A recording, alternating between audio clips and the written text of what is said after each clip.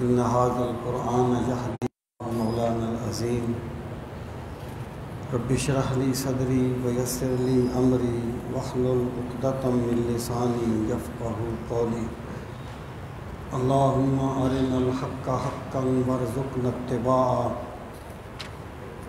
وارنا الباطل باطلا وارزقنا اجتنابه اللهم أرنا الأشياء كما هي إن الله وملائكته يصلون على النبي يا أيها الذين آمنوا صلوا عليه وسلموا تسليما الصلاة والسلام عليك يا رسول الله وعلى آلك وأصحابك يا حبيب الله الصلاة والسلام عليك يا شفيع المذنبين وعلى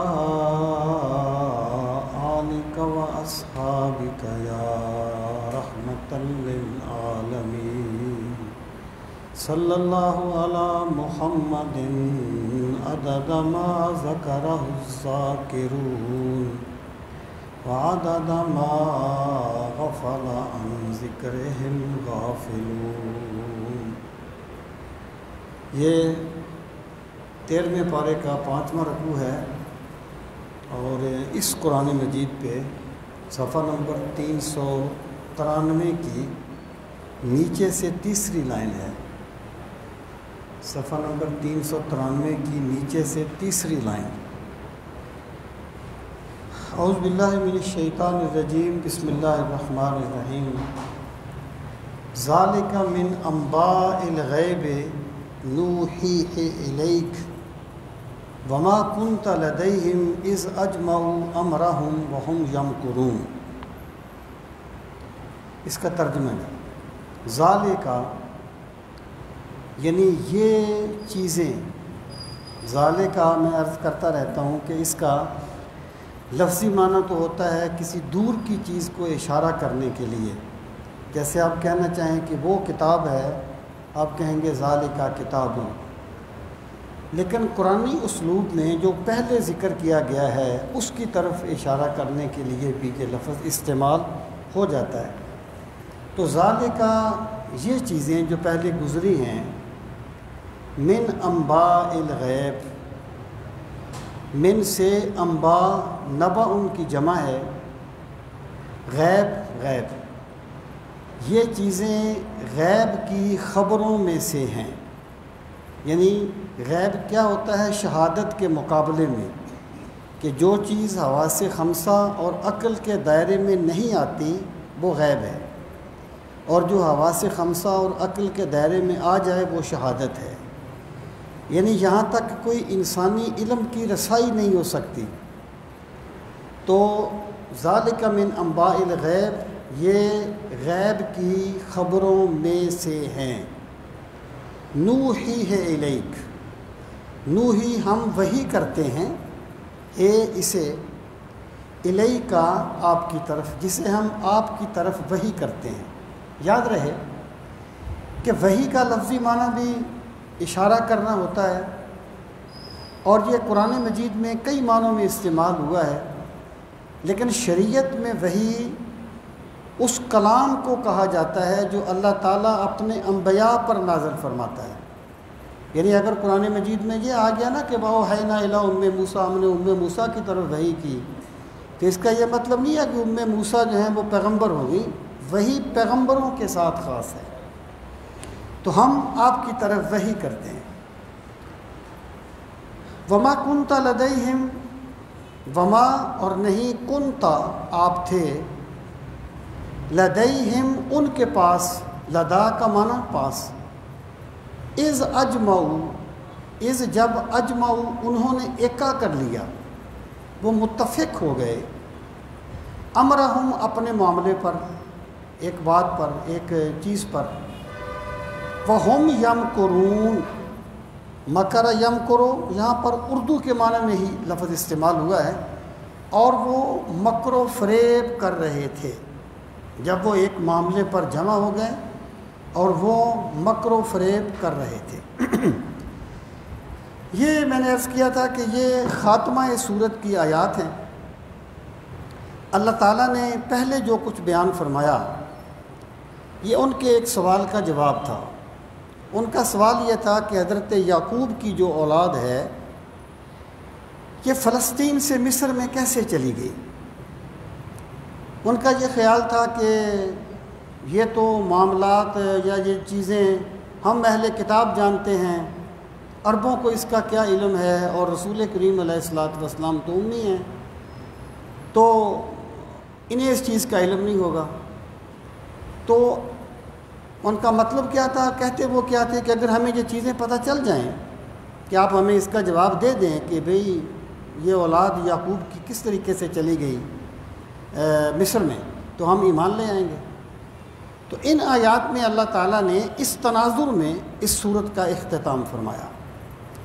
پہلی بات یہ فرمائی کہ ذالک من انباء الغیب نوحیہ الیک، کیا میرے نبی صلی اللہ علیہ وسلم یہ جو کچھ ہم آپ کی طرف وحی کرتے ہیں یہ آپ نے کسی انسانی ذریعہ علم سے ان کو حاصل نہیں کیا، بلکہ یہ وہ غیب کی خبریں ہیں جو ہم آپ کی طرف وحی کرتے ہیں۔ مراد کیا ہے؟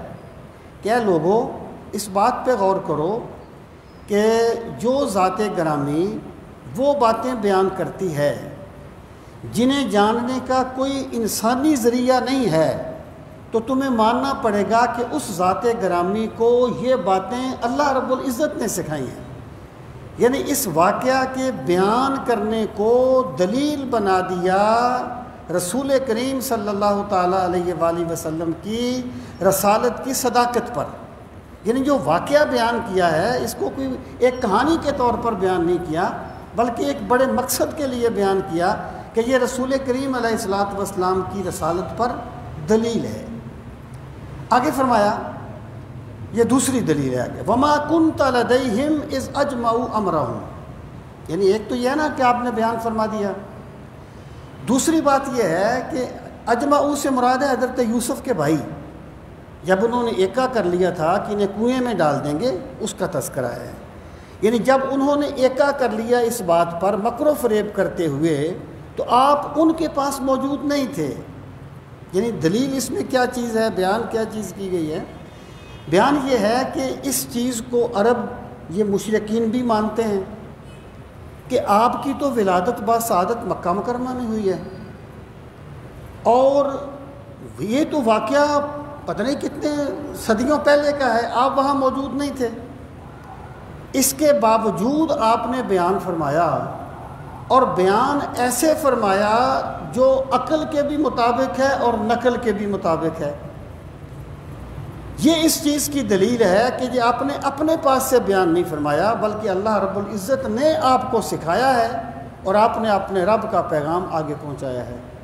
یہاں پر میں یہ بات عرض کر دوں کہ یہاں پر جو نفی ہے نا، وما کنت لدیہم، یہ نفی کی جا رہی ہے مشرکین پر حجت قائم کرنے کے لیے، کہ آپ بھی جانتے ہیں کہ آپ اس وقت وہاں پر، یہ جانتے ہیں کہ آپ اس وقت وہاں پر موجود نہیں تھے، ان پر حجت قائم کرنے کے لیے۔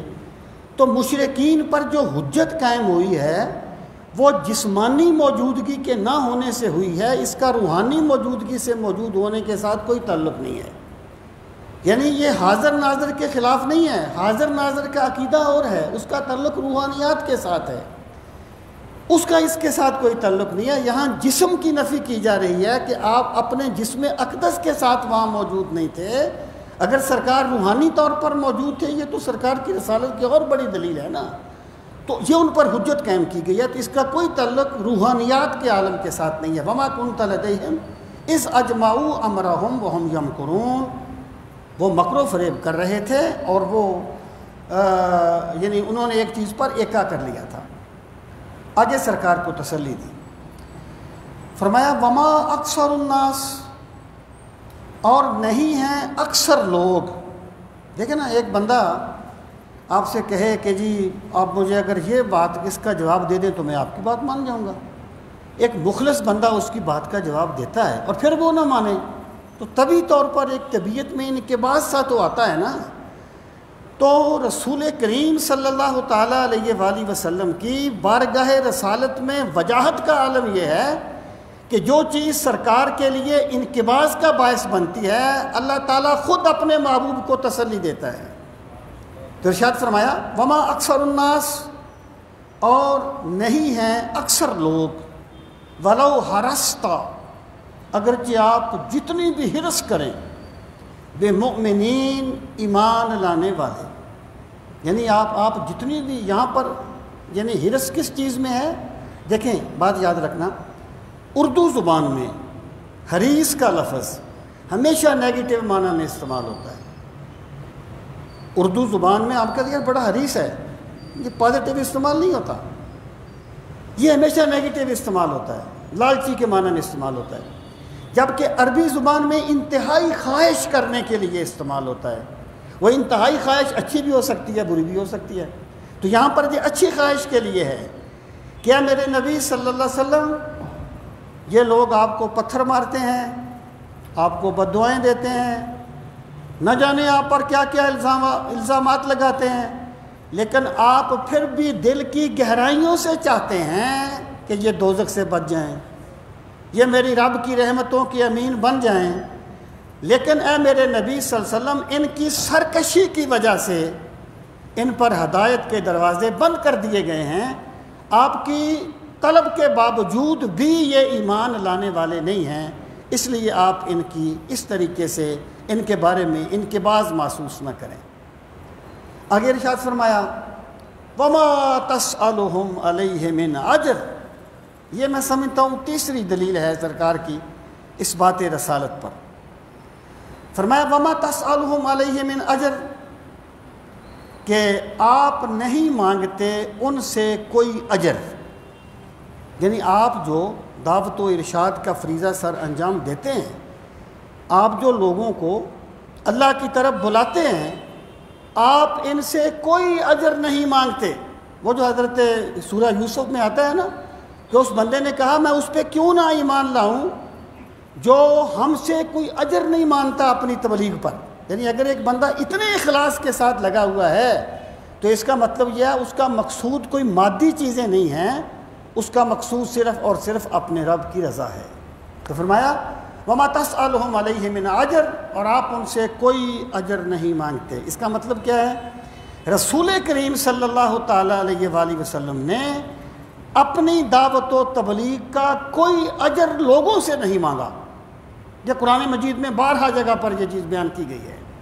فرمایا ان ہوا الا ذکر للعالمین، ان نہیں ہے ہوا یہ الا مگر، یعنی قرآن، ذکر، ذکر کا معنی ہے یاد دہانی، ذکر کا معنی ہے یاد دہانی۔ قرآن مجید کا ایک نام بھی ذکر ہے، انا نحن نزلنا الذکر۔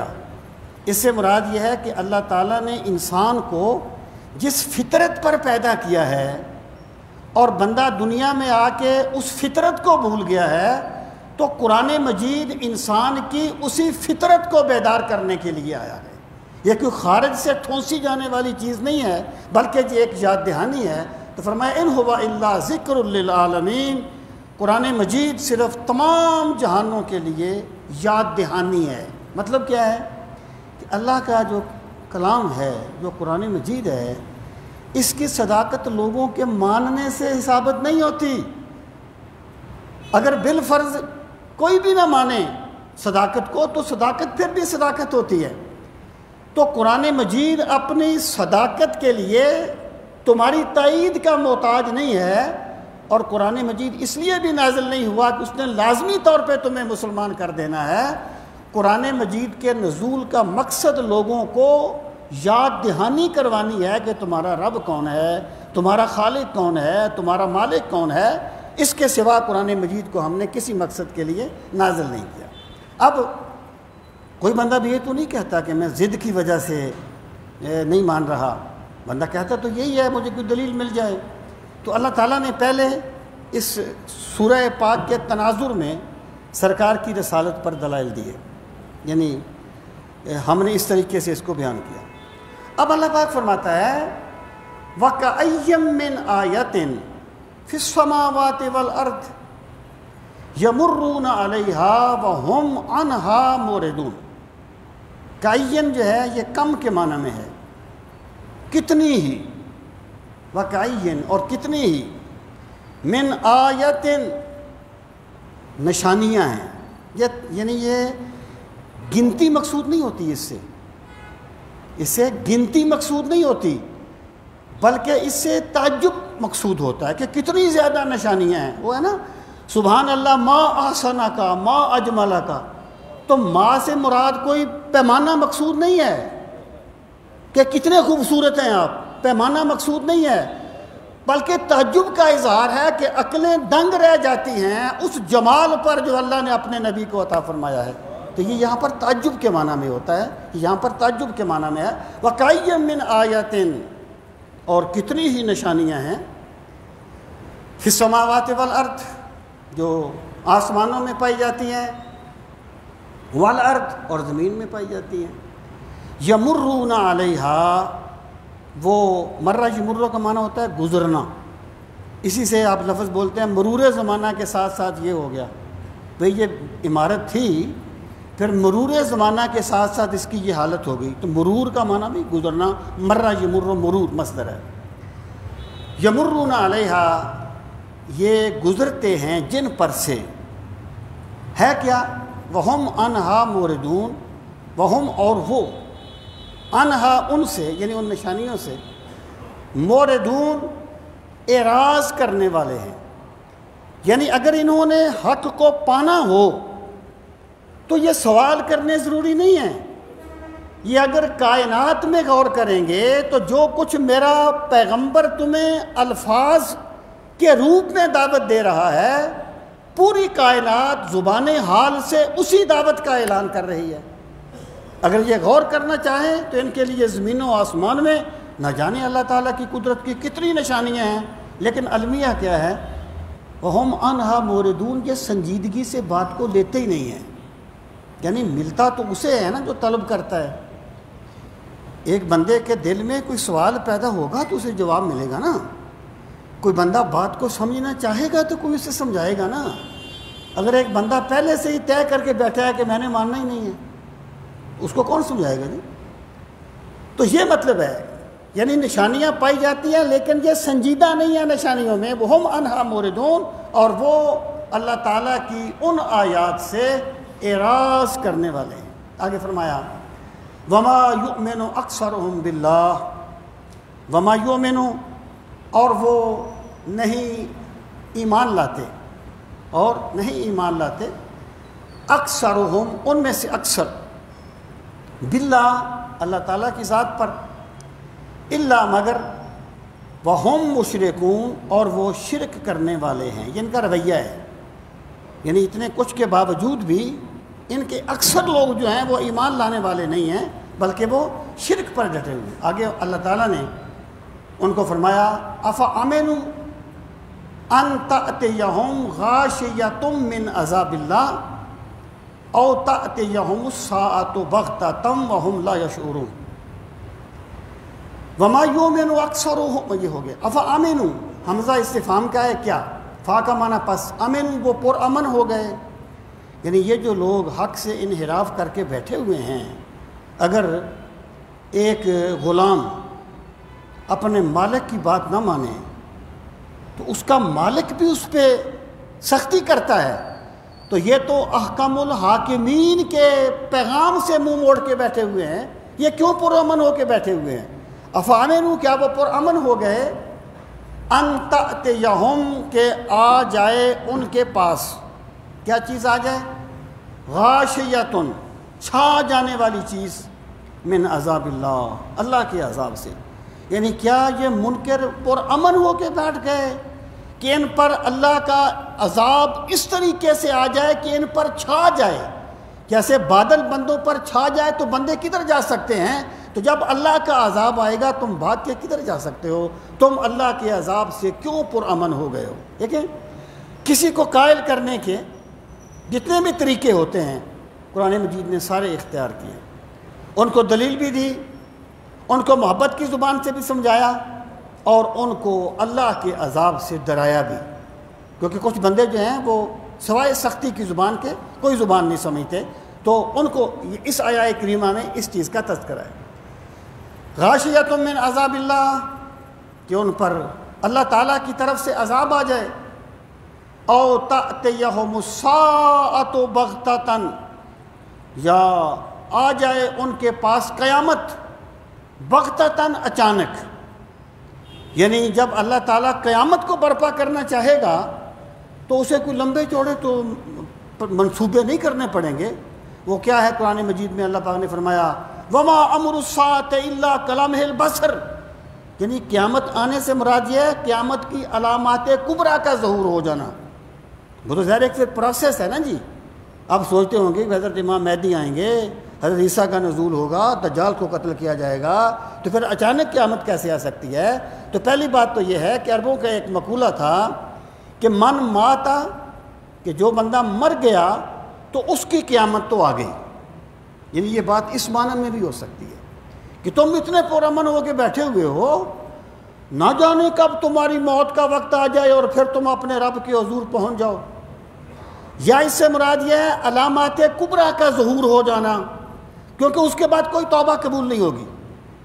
جب علامات کبریٰ کا ظہور ہو جائے گا پھر توبہ کا دروازہ بند ہو جائے گا۔ تو مطلب یہ ہے کہ تم اتنے پرامن ہو کے بیٹھے ہوئے ہو، تم اس چیز سے کیوں نہیں خوف کھاتے کہ تم پر اللہ کا عذاب آ جائے یا تم پر اچانک قیامت برپا ہو جائے۔ وَهُمْ لَا يَشْعُرُونَ، اور تمہیں سمجھ ہی نہ آئے کہ یہ کیا ہو گیا ہے۔ اگر کوئی بڑی انہونی ہو جائے نا، بندہ کہتے کہ سمجھ نہیں آئی کہ کیا ہو گیا، تو قیامت اس طرح آئے تمہیں سمجھ ہی نہ آئے کہ کیا ہو گیا ہے، تو لوگوں قبل اس کے کہ اللہ توبہ کا دروازہ بند کر دے، قبل اس کے کہ تم اپنے رب کے حضور پہنچ جاؤ، تو اپنے رویوں پہ غور کرو اور اپنے رب کی طرف لوٹ آؤ۔ کیا خبر کب بندے کی موت کا وقت آ جائے اور کب اللہ تعالیٰ قیامت کو برپا کر دے۔ قُلْ هَٰذِهِ سَبِيلِي أَدْعُو إِلَى اللَّهِ، اب اللہ تعالیٰ نے رسول کریم صلی اللہ تعالیٰ علیہ وآلہ وسلم کو فرمایا کہ آپ اپنے مشن کا اعلان کر دیں، یعنی میں کس لیے یہاں پر آیا ہوں، میرا مقصد کوئی لوگوں کا جمگٹا اکٹھا کرنا نہیں ہے، یا میرا مقصد کوئی ایسا نہیں ہے جس میں میں کوئی مادی چیزوں کا حصول چاہتا ہوں۔ قل، آپ فرما دیجئے، ہاذہ سبیلی، یہ میرا راستہ ہے۔ کیا میرا راستہ ہے؟ ادعو الی اللہ، میں لوگوں کو اللہ کی طرف دعوت دیتا ہوں، یعنی میرا راستہ کیا ہے؟ لوگوں کو اللہ کی طرف بلانا اور لوگوں کا اپنے رب سے ٹوٹا ہوا رشتہ بحال کرنا۔ میرے رب نے مجھے اس لیے بھیجا ہے، میں تمہارے رویوں کی وجہ سے اس میں تبدیلی نہیں کروں گا کہ لوگ مانتے نہیں ہیں تو میں چھوڑ دوں، میں تمہارے رویوں کی وجہ سے بد دلی کا شکار نہیں ہوں گا۔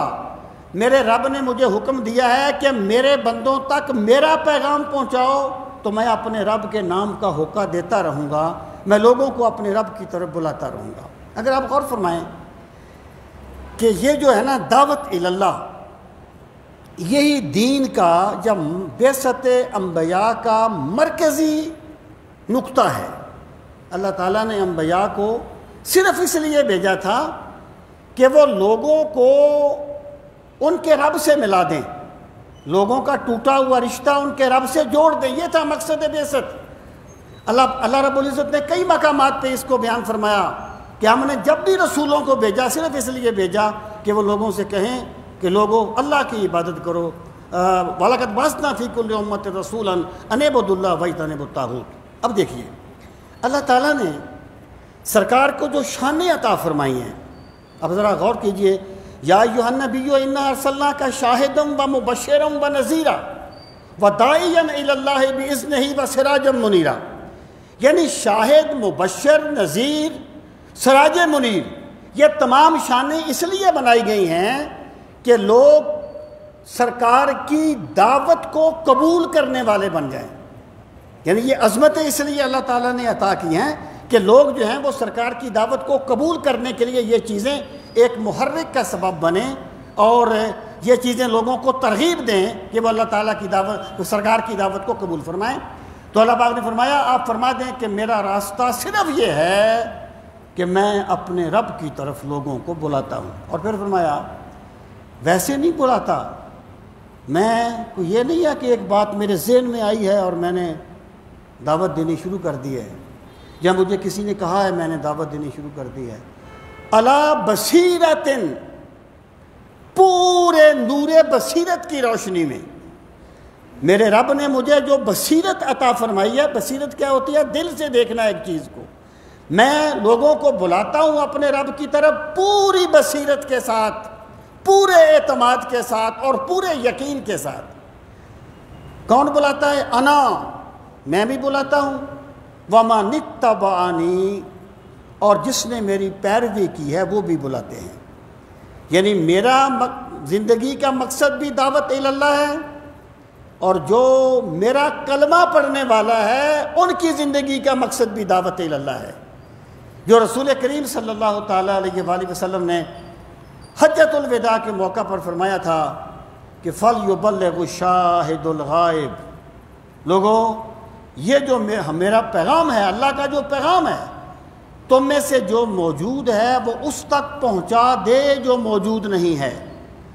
یعنی سرکار کی پوری امت جو ہے وہ اپنی اپنی سطح پر اس کا منصب یہ ہے کہ وہ داعی اللہ ہے۔ آپ فرما دیں میں اور میری پیروی کرنے والے پوری بصیرت کے ساتھ لوگوں کو اللہ کی طرف بلاتے ہیں اور اللہ کی طرف دعوت دیتے ہیں۔ پھر فرمایا وسبحان اللہ، اور میرا رب پاک ہے۔ یعنی پاک ہے سے بہت سی چیزیں مراد ہیں۔ ایک تو یہ ہے کہ تم جو شرک کرتے ہو تو میرا خدا اس شرک سے پاک ہے، وہ اس سے پاک ہے کہ کوئی اس کا شریک ہو۔ دوسرا اس کا مطلب یہ ہے، وہ کہتے تھے کہ یہ تم نے کیا کیا، اتنے خداؤں کی جگہ پر ایک خدا بنا لیا، یا وہ سمجھتے تھے کہ ہمیں خدا کی سمجھ کیوں نہیں آتی کہ خدا کیسا ہے۔ تو فرمایا اعلان فرما دیں میرا خدا اس سے پاک ہے کہ وہ تمہاری سمجھ کے دائرے میں آئے، میرا خدا اس سے پاک ہے کہ وہ تمہاری عقل کے دائرے میں آئے، اس کی شان یہ ہے وہ تمہاری سمجھ کے دائرے میں آنے سے بھی پاک ہے اور تمہارے شعور میں آنے سے بھی پاک ہے، اس کی ذات تمہارے فہم و شعور سے بلند ہے اور ماورا ہے۔ وہ کسی نے کہا تھا تو دل میں تو آتا ہے سمجھ میں نہیں آتا۔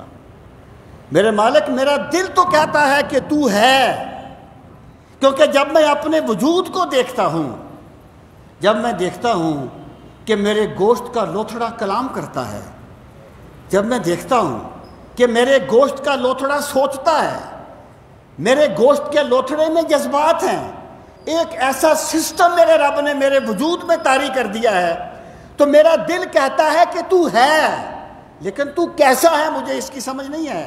تو دل میں تو آتا ہے سمجھ میں نہیں آتا، بس میں جان گیا ہوں تیری پہچان یہی ہے۔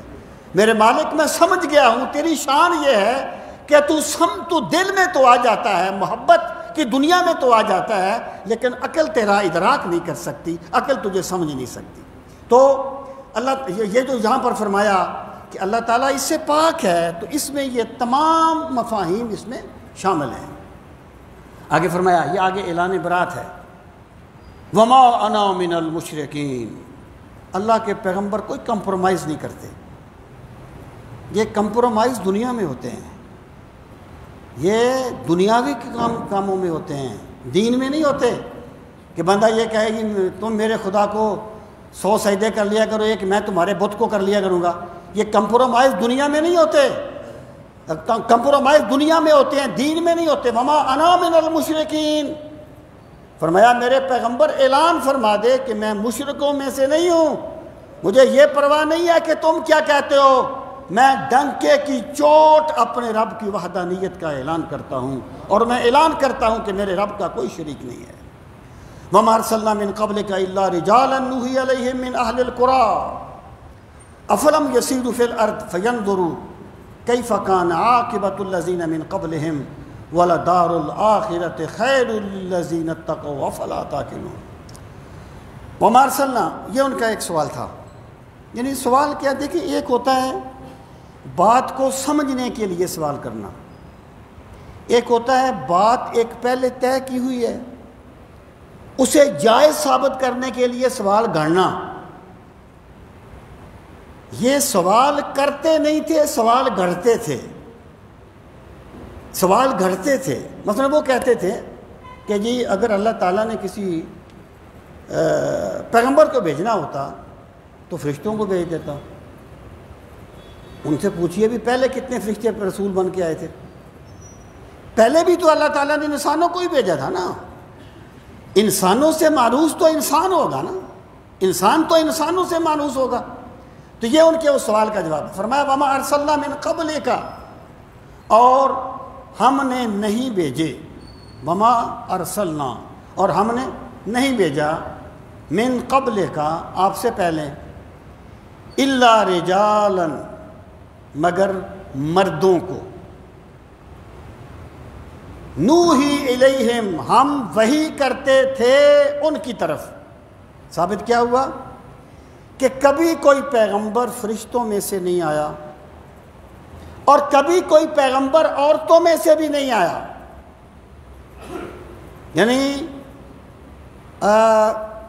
عورتوں میں سے کوئی پیغمبر نہیں آیا، اس کا مطلب عورت کی توہین نہیں ہے، اس کا مطلب عورت کو ڈیگریڈ کرنا نہیں ہے، اس کا مطلب عورت کے دائرہ کار کا تعین کرنا ہے کہ اللہ تعالیٰ نے عورت کی فطرت میں جو شرم و حیا اور جو پردے کا ملکہ رکھا ہے اس کا یہ مزاج نہیں ہے کہ وہ گلی گلی کریا کریا جا کر لوگوں کو بلائے کہ لوگوں اللہ کی طرف آؤ۔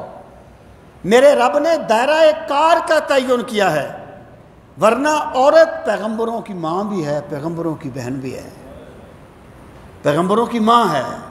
تو یہ دائرہ کار کا تعین ہے کہ ہم نے اس سے پہلے بھی جو رسول بھیجے تو ہم نے انسانوں کو رسول بنا کے بھیجا تھا۔ نوحی الیہم، ہم ان کی طرف وحی کرتے تھے، من اہل القریٰ، بستیوں والوں میں سے، یعنی اس سے مراد وہ آج سمود کی بستیاں جن کو وہ جانتے تھے۔ آگے فرمایا افلم یسیروا فی الارض، کیا وہ زمین میں چلے پھرے نہیں ہیں؟ یعنی یہ جو عاد و سمود کی بستیاں تھیں، جب یہ شام کی طرف جاتے تھے مشرکین تو یہ ان کے پاس سے ہو کے جاتے تھے، بستیوں کو دیکھتے تھے۔ لیکن اسلام یہ کہتا ہے کہ اس کائنات کو یا ایسی چیزوں کو ڈنگروں کی طرح نہ دیکھو، ایمان کی آنکھ سے دیکھو۔ صرف یہ نہ دیکھو کہ بستی تباہ ہو گئی، یہ کھنڈر ہے، سوچو اس کو کس لیے تباہ کر دیا گیا تھا۔ اسلام جو ہے وہ ڈنگروں کی طرح دیکھنے سے منع کرتا ہے اور ایمان کی آنکھ سے دیکھنے کی تلقین کرتا ہے۔ قرآن مجید میں 12 حکم دیا گیا کہ تم کائنات میں غور کرو، مطلب کیا؟ تدبر کرو، سوچو۔ اور انسان کا کمال یہ ہے کہ یہ معلوم سے غیر معلوم کی طرف جاتا ہے، یہ استدلال کرتا ہے، معلوم سے غیر معلوم کی طرف جاتا ہے۔ تو تم کائنات میں غور کر کے اللہ تعالیٰ کی عظمت کا شعور اپنے دلوں میں پیدا کرو، تب کہا جائے گا کہ تمہیں اللہ نے بصیرت عطا فرمائی ہے اور دیکھنے والی آنکھ عطا فرمائی ہے۔ تو فرمایا کیا افلم یسیروا فی الارض، کیا یہ زمین میں چلے پھرے نہیں ہیں؟ فینظروا، پس وہ دیکھ لیتے، کیف، کیسا، کان ہوا، عاقبۃ الذین من قبلہم، عاقبہ انجام، عقب ویسے کہتے ہیں ایڑی کو، عقب ایڑی، اسی کی جمع عقاب ہے۔ جب کچھ لوگوں نے وضو کیا اور ان کی ایڑیاں گیلی تھیں تو سرکار نے فرمایا ویل للعقاب من النار، یعنی یہ ایڑیاں ان کی خشک تھیں، وضو کیا ایڑیاں خشک تھیں، تو سرکار نے فرمایا ویل للعقاب من النار، یعنی خشک ایڑیوں کے لیے آگ ہے۔ تو عقب کا معنی ویسے ایڑی ہے، اس سے مراد کیا ہوتا ہے؟ انجام، کسی چیز کا انجام جو بعد میں کسی چیز کے آتا ہے۔ تو ارشاد فرمایا کیا انہوں نے زمین میں چل پھر کے نہیں دیکھا؟ کیا وہ زمین میں چلے پھرے نہیں؟ فینظروا، پس وہ دیکھ لیتے، کیف کان عاقبۃ الذین من قبلہم، کہ ان لوگوں کا انجام کیا ہوا جو ان سے پہلے تھے۔ اب انہوں نے دیکھا تو تھا، وہ بستیوں کے پاس سے تو گزرتے تھے، لیکن بستیوں کو جانوروں کی طرح دیکھتے تھے، یعنی تدبر کی آنکھ سے نہیں دیکھتے تھے، تو گویا انہوں نے ان کو دیکھا ہی نہیں ہے جس نے کوئی نتیجہ حاصل نہیں کیا۔ آگے فرمایا ان کا انجام یہ ہوا تھا، وَلَدَارُ الْآخِرَةِ خَيْرٌ لِلَّذِينَ اتَّقَوْا، وَلَدَارُ الْآخِرَةِ، اور آخرت کا گھر، خیرٌ بہت بہتر ہے۔ یہ جو خیر ہے نا، یہ اس میں تفضیل کا صیغہ ہے، یعنی بہتر سے بھی بہتر۔ مطلب کیا ہوا کہ جو منکرین تھے ان کو اللہ تعالیٰ نے تباہ کر دیا، تم نے ان کے تباہی کے اسباب پہ غور نہیں کیا، تم نے یہ نہیں سوچا کہ ہم بھی ان کی ڈگر پہ چل رہے ہیں۔ اس کا مفہوم مخالف کیا ہے کہ منکرین کو اللہ نے تباہ کر دیا اور ایمان والوں کو اللہ نے عزت اور سربلندی نصیب فرمائی، اور دنیا آج تک ان کی عظمت کو سلام کرتی ہے۔ اور ایمان والوں کا اجر یہاں پہ ختم نہیں ہو گیا، جب وہ اللہ کی بارگاہ میں جائیں گے تو انہیں دنیا سے بھی کہیں بہتر اجر عطا فرمایا جائے گا۔ وَلَدَارُ الْآخِرَةِ خَيْرٌ، اور آخرت کا گھر بہت بہتر ہے۔ یہ کب شروع کیا جی میں نے درس؟ مجھے پھر یاد بھی کرایا کرو، بھی اتنا ہو گیا مجھے اب ہیں 7:30 پہ شروع کیا، 7:30 پہ، ٹھیک ہے ٹھیک ہے، پھر پونے گھنٹے میں ہو جائے۔ ہم نے ابھی پونا گھنٹہ آپ کی آسانی کے لیے کیا ہے، یہ پونا گھنٹہ ہم نے، راجہ صاحب نے مشورہ دیا تھا کہ لوگ تھک جاتے ہیں، تو یقیناً آپ دل سے بہت خوش ہوئے ہوں گے۔ بہرحال یہ ہم نے آپ کی آسانی کے لیے کیا ہے، تو انشاءاللہ آئندہ جب 45 زیادہ سے زیادہ 2-4 منٹ آگے پیچھے ہو جاتے ہیں تو دورانیہ جو ہے بیسک وہ 45 منٹ۔ یہ ہوتا ہے، یہ زمینی حقیقت ہے۔ وہ میں دوستوں کو سنایا کرتا ہوں، وہ میں ڈنڈوز سیمٹ میں درس دیتا تھا تو ایک بچے کا کوئی ختم کا پروگرام تھا ساتھ گاؤں میں، تو مجھے انہوں نے کہا جی آپ آ جائیں تو آپ درس پہ پہنچ جائیں گے۔ تو میں نے کہا یار دیکھ لو میرا درس نہ رہ جائے۔ میں درس کو بڑی ایک نا مطلب بڑے شوق سے اور بڑے ذمہ داری سے دینے کی کوشش کرتا ہوں۔ میں نے کہا یار وہ تقریر کی وجہ سے میرا درس نہ رہ جائے، کہنا جی آپ آ جائیں گے۔ میں نے کہا ٹھیک ہے۔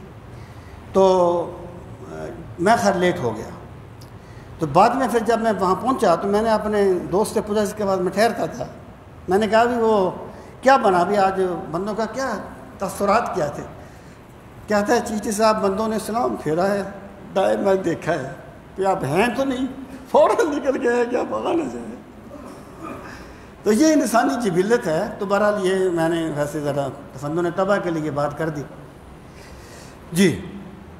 تو اللہ پاک فرماتا ہے کہ وَلَدَارُ الْآخِرَةِ خَيْرٌ لِلَّذِينَ اتَّقَوْا، اور آخرت کا گھر ان کے لیے بہتر ہے جو تقوی اختیار کرنے والے ہیں۔ اس کا مطلب کیا ہے کہ اگر دنیا میں کوئی ملحد بھی محنت کرتا ہے، جیسے آپ نے سوال کیا تھا، اللہ اس کا محنت دنیا میں ضائع نہیں کرتا۔ میرا خدا کسی بندے کی محنت کو ضائع نہیں کرتا، اسے دنیا میں کوئی اجر مل جاتا ہے، اس کو نیک نامی مل جائے گی، اس کو پیسہ مل جائے گا، اس کو کامیابی مل جائے گی، لیکن آخرت کا اجر موقوف ہے ایمان پر۔ یہ قرآن مجید کی نصوص ہیں، کوئی سوال ہو سکتا ہے، کوئی شبہ ہو سکتا ہے، لیکن یہ نصوص ہیں قرآن مجید کی کہ جس طریقے سے اگر بیج نہ بویا جائے تو کسان کو فصل نہیں مل سکتی، اگر دل میں ایمان نہیں ہوگا تو آخرت کا اجر نہیں ملے گا۔ آخرت کا اجر موقوف ہے ایمان پر۔ تو فرمایا وَلَدَارُ الْآخِرَةِ خَيْرٌ لِلَّذِينَ اتَّقَوْا، آخرت کا گھر بہت بہتر ہے، لیکن ان کے لیے ہے جو اپنی زندگی اس طرح گزاریں گے کہ اپنے رب کی نافرمانی سے بچتے رہیں گے۔ افلا تاکلون، لوگوں کیا تم اتنی بات بھی نہیں سمجھتے کہ آخرت کی کامیابی ان کو ملے گی جو تقوی کے ساتھ اپنی زندگی بسر کریں گے۔ یہ ان کے اگلے سوال کا جواب ہے۔ وہ کہتے تھے یہ عذاب آتا کیوں نہیں ہے؟ یہ جو ہمیں کہتے رہتے ہو کہ عذاب آ گیا، عذاب آئے گا، آتا کیوں نہیں؟ ابھی تک آیا کیوں نہیں؟ ذرا آپ ترجمہ دیکھ لیں، اس ترجمے میں ایک تھوڑا سا ابہام بھی ہے۔ حتی اذا استیأس الرسل، یہاں تک کہ جب نا امید ہو گئے رسول۔ استیأسا نا امید ہو جانا، یعنی ایمان لانے سے۔ لوگ ایمان کس چیز سے نا امید؟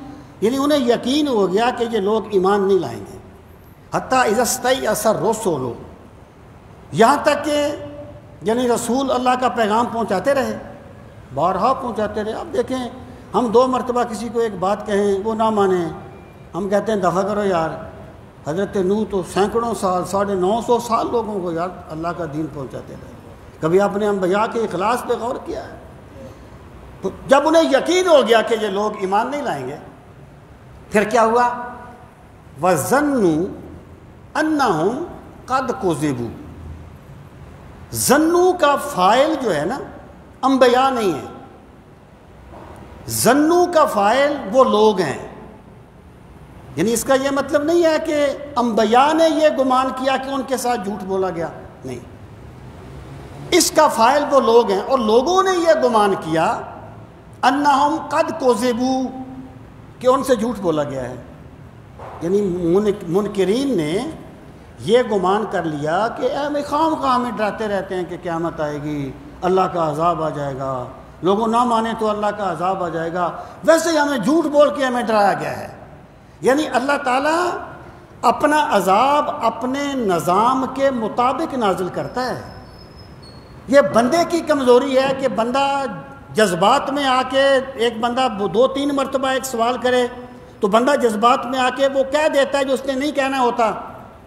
یہ میرے رب کی شان اس سے بلند ہے کہ بندوں کے رویوں کی وجہ سے وہ اپنے منصوبے میں کوئی تبدیلی کرے۔ میرے خدا کا جو منصوبہ ہے اسی کے مطابق کائنات چلے گی۔ تو فرمایا کہ انبیاء دعوت دیتے رہے، اتنی یعنی دیر دعوت دی کہ انبیاء کو یقین ہو گیا کہ یہ ایمان نہیں لائیں گے، اور جو لوگ تھے انہوں نے یہ گمان کر لیا کہ ہمیں ویسے ہی لوگوں نے ڈرایا، انبیاء نے ڈرایا ہے، ہمارے ساتھ جھوٹ بولا گیا ہے۔ کذبوا جاءہم نصرنا، پھر آ گئی ان کے پاس ہماری مدد، پھر ہماری مدد شامل حال ہو گئی انبیاء کے۔ پھر کیا ہوا؟ فَنُجَّيَ مَن نَّشَاءُ، پھر ہم نجات دے دیتے ہیں جسے چاہتے ہیں۔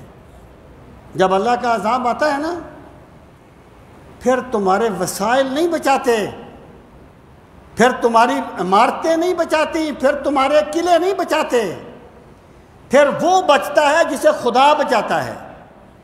یعنی بنی اسرائیل پہ وہ عذاب آیا تھا خون کا، وہیں پر قبطیوں کے گھر تھے، بنی اسرائیل قبطیوں پر عذاب آیا تھا، وہیں پر بنی اسرائیلیوں کے بھی گھر تھے، لیکن ان کے گھر محفوظ تھے، ان کے گھروں پہ خون کے اس طریقے سے خون کی بارش ہو گئی تھی۔ تو اللہ تعالیٰ جسے چاہتا ہے بچا لیتا ہے۔ وَلَا يُرَدُّ بَأْسُنَا عَنِ الْقَوْمِ الْمُجْرِمِينَ۔ لیکن لوگوں یاد رکھو، اللہ کے عذاب میں دیکھیں اللہ تعالیٰ کا بندے کے ساتھ جو تعلق ہوتا ہے نا، اس پر ہمیشہ ایک التباس کا پردہ پڑا ہوتا ہے۔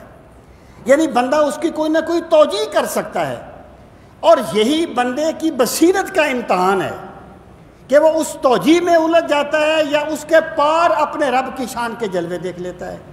فرمایا ہمارا جو عذاب ہے وہ لیٹ تو ہو سکتا ہے، ہم اپنے نظام کے مطابق نازل کرتے ہیں، لیکن یاد رکھنا وَلَا يُرَدُّ بَأْسُنَا، اور ٹالا نہیں جاتا ہمارا عذاب، ہماری گرفت، عَنِ الْقَوْمِ الْمُجْرِمِينَ، جرم کرنے والی قوم سے۔ یعنی جو بھی مجرم ہوں گے، جو اللہ تعالیٰ کے پیغام کے منکر ہوں گے، ان پر ہمارا عذاب ضرور آئے گا، اور کوئی اسے ٹالنے والا نہیں ہوگا۔ کب آئے گا؟ یہ اللہ تعالیٰ اپنے نظام کے مطابق نازل کرتا ہے۔ آگے فرمایا لَقَدْ كَانَ فِي قَصَصِهِمْ عِبْرَةٌ لِأُولِي الْأَلْبَابِ۔ ترجمہ آپ دیکھ لیں، لقد یقیناً، کانا ہے، فی قصصہم ان کے قصوں میں، یعنی پچھلی قوموں کے جو قصے ہیں، یہ پچھلی قوموں کے قصے یعنی اہل کتاب تو جانتے تھے، عربوں میں بھی، مشرکین میں بھی مشہور تھے، اس لیے قرآن مجید میں مکی صورتوں میں زیادہ قصے بھی بیان کیے گئے ہیں۔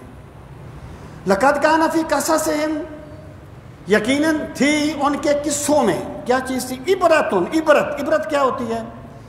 ایک چیز کو دیکھ کے نتیجہ اخذ کرنا، اعتبار، ایک چیز کو دیکھ کے نتیجہ اخذ کر لینا۔ اللہ پاک فرماتا ہے ان کے قصوں میں عبرت تھی، یعنی یہ سامان تھا کہ وہ اس پیمانے میں اپنے انجام کو دیکھ لیتے، لیکن کس کو نظر آئے گا؟ لِأُولِي الْأَلْبَابِ، الباب لب ان کی جمع ہے، اور لب کہتے ہیں کسی چیز کے نچوڑ کو۔ لب کا معنی ہے عقل، کیونکہ انسان کا نچوڑ اس کی دانش اور عقل ہوتی ہے، اس لیے اسے لب کہا جاتا ہے۔ اللہ پاک فرماتا ہے اس میں سامان عبرت ہے۔ عبرت کیا ہے؟ دیکھ کے نتیجہ نکال لینا۔ لیکن یہ کن کو ملتی ہے؟ جنہیں اللہ نے عقل عطا فرمائی ہے۔ اس کا مطلب کیا ہو گیا؟ عقل مند وہ نہیں ہوتا جو فراڈ زیادہ کر لیتا ہے اللہ کے نزدیک۔ اللہ کے نزدیک دیکھیں نا، اللہ کا ایک نظام ہے، سومن بکمن عمیون، گونگے ہیں، بہرے، اندھے ہیں، مشرک، حالانکہ وہ دیکھتے تھے، اللہ کے نزدیک دیکھنے والے نہیں تھے، حقیقت میں دیکھنے والے نہیں تھے۔ تو فرمایا یہ انہیں نظر آتی ہیں نشانیاں جو اہل عقل ہیں، جنہیں اللہ نے عقل عطا فرمائی ہے۔ اس کا مطلب یہ ہو گیا کہ عقل کی علامت یہ نہیں ہے کہ بندہ فراڈ زیادہ کر لے، عقل کی علامت یہ ہے کہ وہ کسی برے کا انجام دیکھ کر اپنا انجام سمجھ لے، اسے اللہ نے عقل عطا فرما دی ہے۔ پھر فرمایا ما کان حدیث یفترا، یہ ان کی اور شبہ کا ازالہ ہے کہ یہ تم نے قرآن خود کر لیا ہے۔ تصدیق الذی بین یدیہ، بلکہ یہ تصدیق ہے اس کی جو تمہارے سامنے ہے۔ وہ کیا ہیں؟ تورات و انجیل، آسمانی کتابیں۔ یعنی حضرت موسیٰ کہتے تھے کہ میں اپنے باپ سے درخواست کروں گا کہ وہ تمہارے لیے وہ مددگار بھیجے جو قیامت تک تمہارے ساتھ رہے، یعنی وہ پیغمبر قیامت تک کے لیے آئے گا، اس کے منہ پر خدا کلام کرے گا۔ اگر قرآن نہ آتا تو حضرت موسیٰ کی بات کیسے سچی ہوتی؟ تورات و انجیل کی بشارتیں کیسے سچی ہوتی؟ تو فرمایا یہ تصدیق کرنے والا ہے اس چیز کی جو تمہارے سامنے ہے۔ یہ قرآنی صداقت پہ پہلی دلیل تھی۔ پھر فرمایا وَتَفْصِيلَ كُلِّ شَيْءٍ، اور تفصیل ہے ہر شے کی، یعنی اس سے ایک تو مراد یہ ہے کہ جو بھی چیز انسانی رہنمائی کے لیے ضروری ہے اللہ پاک نے اسے بیان کر دیا ہے اور بڑی تفصیل سے بیان کر دیا ہے۔ دوسرا، یہاں پر اس کو اس لیے ذکر کیا گیا کہ حضرت یوسف کا قصہ وہ بھی بیان کرتے تھے، لیکن وہ اس طریقے سے بیان کرتے تھے جو نہ حضرت یعقوب کی شان کے مطابق تھا نہ حضرت یوسف کی شان کے مطابق تھا۔ میں نے آپ کو مثال دی تھی کہ تورات یہ کہتی ہے کہ جب حضرت یعقوب کو خبر ملی تو انہوں نے اپنے کپڑے پھاڑ دیے اور یعقوب نے اتنے دن ماتم کیا۔ اللہ کے پیغمبر ماتم نہیں کیا کرتے، صبر کیا کرتے ہیں۔ تو یہاں تفصیل سے مراد اس واقعہ کی وہ کڑیاں ہیں جنہیں تورات و انجیل میں چھپا دیا گیا تھا، لیکن قرآن نے ان کو صحیح طریقے سے واضح فرما دیا۔ ولیکن تصدیق الذی بین یدیہ، پھر فرمایا وتفصیل کل شیء، اور ہر چیز کی تفصیل ہے، وہدی، اور ہدایت ہے، ورحمتن، اور رحمت ہے۔ یعنی ہدایت سے مراد کیا ہے؟ راستہ دکھا دیتی ہے۔ رحمت سے مراد کیا ہے؟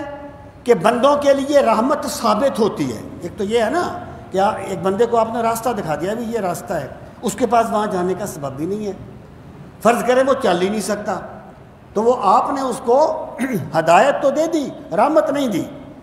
اگر ایک بندہ چل نہیں سکتا تو بندہ اسے وہاں پر پہنچائے، یہ ہدایت کے ساتھ رحمت ہے۔ مراد کیا ہے؟ یہ اللہ کی وہ کتاب ہے جو تمہیں راستہ بھی دکھاتی ہے اور راستے پر پہنچنے کے اسباب بھی فراہم کرتی ہے۔ پھر فرمایا لیکن کن کے لیے؟ لقوم یؤمنون، ان لوگوں کے لیے جو ایمان لانے والے ہیں۔ اس کا مطلب کیا ہے؟ اس کا صرف یہ مطلب نہیں ہے کہ یہ اہل ایمان کے لیے ہدایت اور رحمت ہے۔ یہاں جو فعل ہے، فعل یؤمنون، یہ ارادہ فعل کے معنی میں ہے۔ فعل کبھی کبھی ارادہ فعل کے معنی میں ہوتا ہے۔ اس سے مراد یہ ہے کہ جن لوگوں میں ایمان لانے کی طلب ہے، جو ایمان لانا چاہتے ہیں، قرآن ان کو راستہ دکھائے گا بھی اور ان کے لیے رحمت بھی ثابت ہوگا۔ اب دیکھ رہے ہیں سورہ پاک کا آغاز بھی قرآن کے نزول سے ہوا تھا اور اس کا اختتام بھی قرآن کے نزول سے ہوا ہے۔ یہ ہوتی ہے سورت کے فواتح و خواتین میں مناسبت۔ اللہ تعالی ہمیں قرآن مجید کا فہم صحیح نصیب فرمائے۔ یہ اپنے طارق صاحب کے اور عاصم صاحب کے برادر اللہ کا انتقال ہو گیا، ان کے لیے دعا فرمائیں۔ الحمدللہ رب العالمین والعاقبۃ للمتقین الصلاۃ والسلام علی سید المرسلین وعلی آلہ وصحبہ اجمعین ربنا آتنا فی الدنیا حسنۃ وفی الآخرۃ حسنۃ وقنا عذاب النار ربنا لا تزغ قلوبنا بعد إذ هديتنا وهب لنا من لدنك رحمة إنك أنت الوهاب۔ یا ارحم الراحمین، ہماری حاضری اس بابرکت محفل میں قبول و منظور فرما۔ پروردگار عالم، اپنی بے پناہ رحمتوں کا واسطہ ہمیں قرآن مجید کی تلاوت کا ذوق نصیب فرما۔ میرے مالک، ہمیں قرآن مجید کی نعمت کی قدر کرنے والا بنا دے۔ پروردگار عالم، قرآن مجید کی بے پناہ برکتوں کا واسطہ، اس کتاب مبارک کا واسطہ تمام دکھیوں کے دکھ دور فرما، تمام پریشان حالوں کی پریشانیاں دور فرما، تمام بیماروں کو شفائے کاملہ و عاجلہ نصیب فرما۔ جمیع مومنین مومنات مسلمین مسلمات جس جہان سے چلے گئے، حاضرین مجلس کے جتنے بھی عزیز و اقارب اس دنیا سے چلے گئے، میرے مالک سب کی مغفرت فرما، سب کے درجات کو بلند فرما۔ یا اکرم الاکرمین، بالخصوص طارق صاحب کے برادر اللہ کی مغفرت فرما، ان کے درجات کو بلند فرما، انہیں فردوس بری میں اعلیٰ مقام نصیب فرما۔ یا اکرم الاکرمین، پاکستان کو استحکام نصیب فرما، پاکستان کو قیامت تک کے لیے سلامتی نصیب فرما، اس کے دشمن کے ارادوں کو خائب و خاسر فرما۔ پروردگار عالم، اس جنگ میں جو لوگ شہید ہو گئے ان کے درجات کو بلند فرما، جو زخمی ہیں انہیں صحت کلی نصیب فرما۔ پروردگار عالم، پاکستان کو امن و آشتی کا گہوارہ بنا دے اور پاکستان کے دشمنوں کے ارادوں کو خائب و خاسر فرما دے۔ ربنا تقبل منا انک انت السمیع العلیم وتب علینا انک انت التواب الرحیم۔ وصلی اللہ تعالی علی خیر خلقہ ونور عرشہ وزینت فرشہ محمد وعلی آلہ واصحابہ اجمعین۔